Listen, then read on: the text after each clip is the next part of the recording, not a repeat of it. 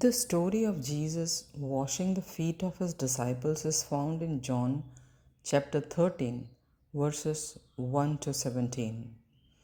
It takes place during the Last Supper on the night before his crucifixion in the upper room in Jerusalem. पहली शताब्दी के यहूदिया में यात्रा और पैदल चलने की रोज़मर्रा की वास्तविकता को थोड़ा जानते हैं। यीशु के समय में लगभग पहली शताब्दी ईस्वी में रोमन शासन के अधीन यहूदिया फिलिस्तीन के क्षेत्र में अधिकांश लोग पैदल यात्रा करते थे। आज की तरह न तो कारें थी, न बसें थी और न ही पक्की सड़कें। फिलिस्तीन की सड़कें और पगडंडियाँ अधिकतर कच्ची मिट्टी की पगडंडियाँ थी। ड्राई सीज़न में ये धूल भरी होती थी और बारिश के बाद या जानवरों के आने जाने से कीचड़ युक्त या जानवरों के गोबर से मिश्रित हो जाती थी। लोग प्रतिदिन लंबी दूरी पैदल चलते थे, गांव के बीच, त्योहार के लिए, यरूशलेम या रोज़मर्रा के काम के लिए। छोटी यात्राओं से भरी पैर गंदे हो जाते थे। लगभग सभी लोग साधारण सैंडल पहनते थे। ये या तो चमड़े या तो बुने हुए कपड़ों से बने चपटे तलवे वाले, जो पैर की उंगलियों और एंकल के चारों ओर पट्टियों से बंधे होते थे। ये धूल, गंदगी या मलबे से लगभग कोई सुरक्षा नहीं देते थे। कुछ गरीब लोग नंगे पैर चलते थे। बंद जूते दुर्लभ और महंगे थे। परिणाम स्वरूप दिन के अंत तक पैर अक्सर धूल, पसीने और गंदगी से लथपथ हो जाते थे। इसी वजह से साफ पैर रखना महज एक पसंद नहीं, बल्कि एक व्यावहारिक आवश्यकता बन गई थी। अब थोड़ा अतिथि सत्कार संबंधी रीति रिवाज को हम देख लेते हैं। जहाँ पे पैर धोने के लिए पानी उपलब्ध कराना प्राचीन यानी कि near east including Jewish culture में आतिथ्य सत्कार एक पवित्र कर्तव्य और सम्मान का प्रतीक था। अतिथि का उचित स्वागत करना ये दर्शाता था कि आप उनका सम्मान करते हैं और उन्हें अपने घर में आश्रय प्रदान करते हैं।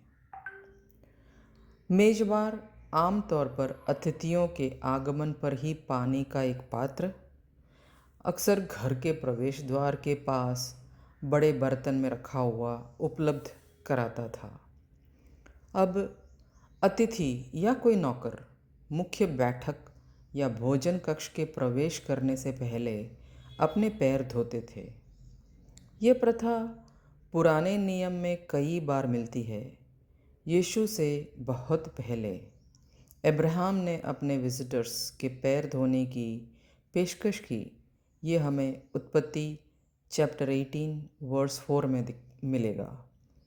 आप आज्ञा दे, मैं पानी मंगवाता हूँ, आप पैर धोकर वृक्ष के नीचे आराम करें। लॉट ने भी ऐसा ही किया। ये हमें उत्पत्ति चैप्टर 19 वर्स 2 में मिलेगा। बोला, महानुभावों, आप अपने दास के घर पधारे, यही रात बिताए, अपने पैर धोएं, फिर प्रातःकाल उठकर प्रस्थान करें। अब जैसे देखा जाए तो पैर ना धोना असभ्य या आतिथ्यहीनता माना जाता था। पैर धोना एक नीच काम क्यों था? यद्यपि यह आतिथ्य सत्कार का एक सामान्य हिस्सा था, फिर भी किसी दूसरे के पैर धोने को सबसे तुच्छ, नीच और यहाँ तक कि अपमानजनक कामों में से एक माना जाता था, क्योंकि इसमें गंदे, पसीने से तर पैरों को छूना शामिल था। घुटने टेकना, पानी डालना, उंगलियों के बीच रगड़ना और उन्हें सुखाना। नौकरों वाले घरों में यह काम सबसे निचले नौकर या दास को दिया जाता था, अक्सर एक गैर यहूदी दास को, क्योंकि कुछ यहूदी नौकर भी इसे अपने से नीचा समझते थे। कोई भी प्रतिष्ठित स्वतंत्र व्यक्ति विशेषकर एक सम्मानित शिक्षक, रब्बी या स्वामी, आम तौर पर इसे स्वयं नहीं करता था। कुछ रब्बियों को मानना था कि यह काम इतना नीच था कि कुछ नौकरों के लिए भी उपयुक्त नहीं था। ये व्यवहारिक स्वच्छता थी, लेकिन सामाजिक रूप से ये पूर्ण विनम्रता और सेवा भाव का प्रतीक था। अब अंतिम भोज की व्यवस्था, नीचे मेज़ों पर लेटना, मतलब ये हम देखते हैं अंतिम भोज की व्यवस्था। ये समझना महत्वपूर्ण है कि उस शाम गंदे पैर विशेष रूप से क्यों दिखाई दे रहे थे। पहली शताब्दी के यहूदिया, जैसे कि ग्रीक रोमन रीति रिवाजों से प्रभावित में लोग ऊंची मेज़ के चारों ओर कुर्सियों पर सीधे नहीं बैठते थे, जैसा कि अंतिम भोज के कई आधुनिक चित्रों में दिखाया गया है। इसके बजाय वे नीची मेज़, अक्सर यू आकार में, जिसे ट्राइक्लिनियम कहा जाता है, वे नीची मेज़ के चारों ओर रखे गए नीची सोफ़ा या कुशन पर लेटते थे।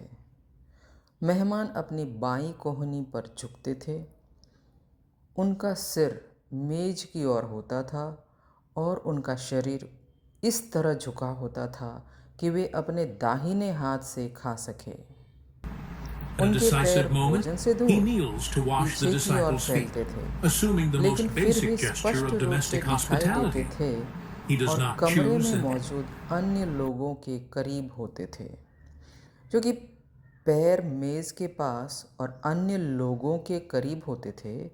इसलिए आराम और बुनियादी शिष्टाचार के लिए साफ पैर होना महत्वपूर्ण था। उस निकटवर्ती वातावरण में गंदे पैर अप्रिय और अस्वच्छ होते थे। अब उस शाम ऊपरी कमरे में क्या हुआ? शिष्य पासओवर के भोज, यानी कि अंतिम भोजन के लिए यीशु के साथ एकत्रित हुए थे। वे यरूशलेम के ऊपरी कमरे तक पैदल चलकर आए थे, इसलिए दिन भर की यात्रा के कारण उनके पैर संभवतः धूल से सने हुए थे। पैर धोने की प्रथा के लिए कोई सेवक उपस्थित नहीं था। किसी भी शिष्य ने दूसरे के लिए यह काम करने का वॉलंटियरिंग भी नहीं की। उस शाम या उससे पहले के दिनों में शिष्य आपस में इस बात पर बहस कर रहे थे कि उनमें से सबसे महान कौन है। ये हमें लूका चैप्टर 22-24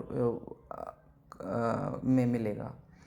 वे यीशु के आने वाले राज्य में पद, शक्ति और प्रतिष्ठा के बारे में सोच रहे थे, एक दूसरे की सेवा करने के बारे में नहीं।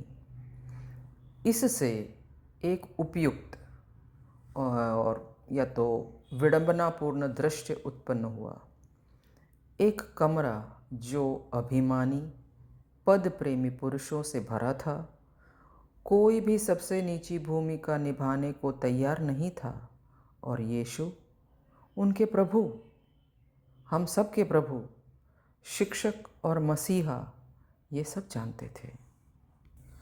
कल्पना कीजिए कि आप दिन भर धूल भरी गंदी सड़कों पर जानवरों के साथ खुली चप्पलों में चलते हैं। आपके पैर गंदे हो जाते हैं। अब एक औपचारिक भोजन की कल्पना कीजिए जहाँ सभी लोग मेज़ के पास पैर फैला के बैठे हैं। आमतौर पर सबसे निचले दर्जे का सेवक उन पैरों को धोता है, लेकिन उस रात जब शिष्य इस बात पर बहस कर रहे थे कि सबसे महत्वपूर्ण कौन है, यीशु खड़े हुए, अपना बाहरी वस्त्र उतारा, अपनी कमर पर एक तौलिया बांधा और स्वयं यह काम किया। ये क्षण कितना क्रांतिकारी था, यही दर्शाता है। ये वाक़या दर्शकों को शिष्यों के सदमे को महसूस करने में मदद करती है। ये खूबसूरती से समझाती है कि यीशु ने क्यों कहा, मैंने तुम्हें एक उदाहरण दिया है ताकि तुम भी वैसा ही करो जैसा मैंने तुम्हारे साथ किया है। ये हमें यूहान चैप्टर 13 वर्स 15 में मिलेगा। आज के क्रिश्चियंस के लिए महत्वपूर्ण सबक ये है कि नेतृत्व का अर्थ है सेवा करना, ना कि दूसरों पर प्रभुत्व जमाना। ऐसी दुनिया में जहाँ शक्ति और पद को महत्व मिलता है, यीशु ने इस धारणा को उलट दिया। सबसे महान सेवक है। ये मार्कुस में अध्याय 9:35 के कदम में मिलेगा। दूसरों की प्रभावी ढंग से सेवा करने से पहले हमें मसीह द्वारा दी गई पवित्रता को प्राप्त करना होगा। हमें पापों को स्वीकार करके, पश्चाताप करके और उसकी कृपा पर भरोसा करके यीशु को अपने पैर धोने देने चाहिए। प्रेम विनम्रतापूर्ण क्यों है? विशेषकर उन लोगों के प्रति जो इसके योग्य नहीं हैं। इसमें दूसरों को क्षमा करना और उनकी व्यावहारिक आवश्यकताओं को पूरा करना शामिल है। हमें निरंतर विनम्रता होना चाहिए। क्रिश्चियन जीवन में प्रतिदिन स्वयं को त्यागना और यीशु की तरह सेवा करना शामिल है। कई चर्च इस उदाहरण की याद दिलाने के लिए मॉन्डी थर्सडे लैटिन शब्द मंडेटम के से लिया गया है, जिसका अर्थ है आज्ञा, कमांडमेंट, जो एक दूसरे से प्रेम करने की यीशु की नई आज्ञा को संदर्भित करता है। ये यूहान चैप्टर 13 वर्स 34 में हमें मिलेगा। इसलिए वे पैर धोने की प्रथा का पालन करते हैं। हम सबको ये समझ में आ गया होगा कि मॉन्डी थर्सडे को हमें हमारे चर्च में पैर क्यों धोते हैं। Thank you very much. God bless all of you, all of us.